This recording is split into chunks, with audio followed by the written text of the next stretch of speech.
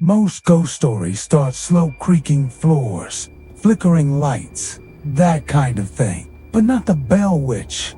No, this one didn't sneak in. It marched in, said your name, and made sure you knew you were not welcome in your own home anymore. This is the story of the Bell family, the little Tennessee farmhouse, and the witch that still won't rest. It started like this. In 1817, John Bell Farmer, father of 9, was walking through his cornfield when he saw something strange. A creature, tall, dog-like body, but with a rabbit's head, red eyes, watching. He raised his rifle, fired, and the thing vanished. He thought it was just a trick of the light, a freak animal, a one-time thing. But that night, the knocking started. At first, it was just knocks, taps on the walls, scraping along the floorboards. Then it turned to voices, faint, whispered, mocking. Soon, the Bell children started waking up with scratches on their faces and legs. Blankets were ripped off, beds, pillows yanked out from under heads. And one daughter, Betsy, was getting the worst of it.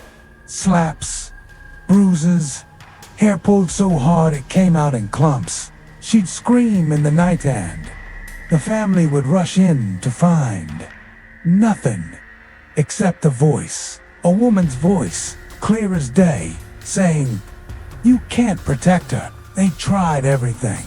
Prayer, locking the windows, even switching beds. But the spirit didn't care. It wasn't trapped in the house. It owned it. One night, it began speaking more directly. Full sentences, laughing, mocking the family, especially John Bell. It told him it hated him, said it would kill him. When they asked who it was, the voice responded, "I'm Kate, Kate Batts Witch." Now, Kate Batts was a real woman in the area. She and John Bell had a long-standing land dispute. She was known to be a little strange, but no one ever thought she'd sent a curse. Until now, the witcher, whatever it was, knew things it shouldn't have. Secrets, conversations held in private. She could mimic voices perfectly, even quoting sermons from miles away.